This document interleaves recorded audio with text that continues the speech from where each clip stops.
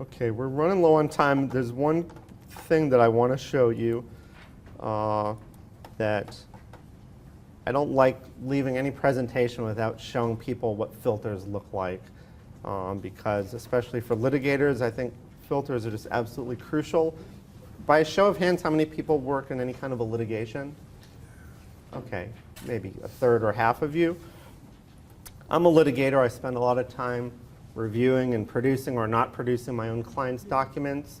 I spend a lot of time reviewing documents that my litigation adversaries have produced to us.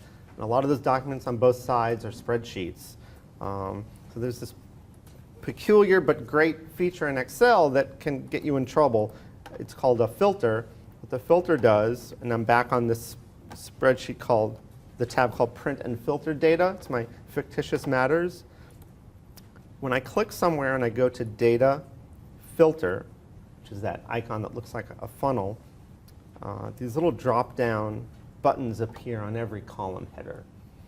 And Excel has done something kind of extraordinary there, although you don't really see what it's done. What it's done is it's looked at every column and calculated every possibility and organized every possibility in every column.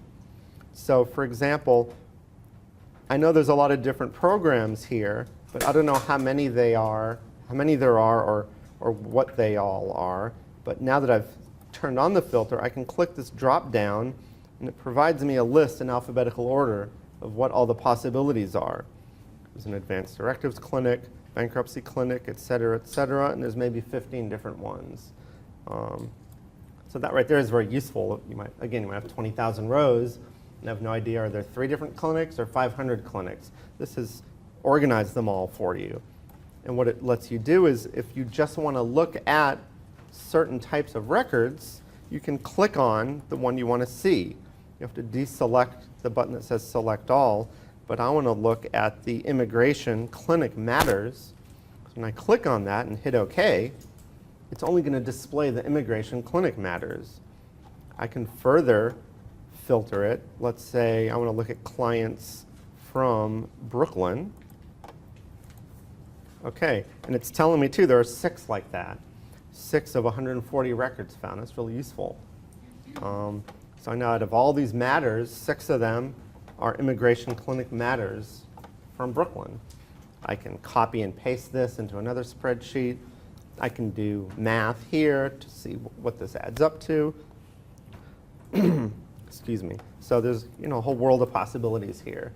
But what I want to caution you about is that you need to be aware that this exists, because let's say that this is your own client's spreadsheet and you're deciding whether this is responsive in the litigation, whether you should produce this document or not. Just think about all the things that can go wrong if you're not aware that all that other data is in there. So this case might involve bankruptcy matters. So I'm looking for documents about bankruptcy matters, and I open up this file and I see it's all about immigration matters. I or my doc review attorney or my one of my associates reviewing this might not realize that there's a lot of relevant information in here about bankruptcy matters because they don't see it. And if they don't know what all these little funnels and arrows are, they'll just click not responsive and move right along. And now you've failed to produce responsive information. By the same token, what if instead it's already filtered for bankruptcy matters? Okay, if you don't understand how filters work, you might think that this is all about bankruptcy matters. It's responsive, it needs to be produced, and I don't see any issues with it. When in fact, all that other stuff in there might be highly confidential, or it might be privileged. There might be notes about certain kinds of records that reflect attorney advice, in which case you might have to withhold it, you might have to designate it attorney's eyes only, you just don't know. It depends on what's filtered out. So here you're producing something that maybe shouldn't have been produced or should have been produced differently. So now let's flip the coin and imagine that this is a document produced to us from the adversary. We open up the document to review it and see if it's useful in the litigation, what request it's responsive to.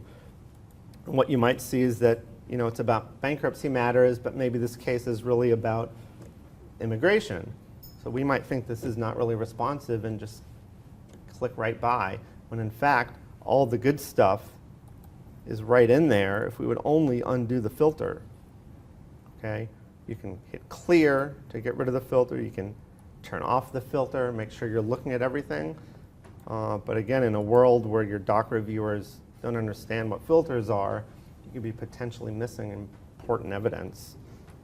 You know, people talk about technological competence in the practice of law a lot nowadays, and I get invited to a lot of seminars about cloud computing and things like that. But when I hear technological competence, I think about filters, making sure I know what the evidence is, make sure I know what I'm producing and what's being produced to me in these spreadsheets.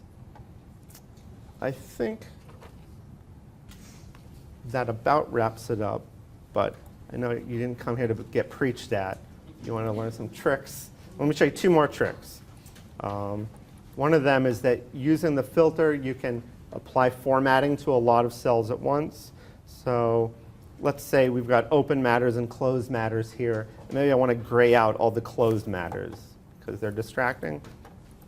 I'm going to turn the filter on and choose closed. And now I can select all this stuff.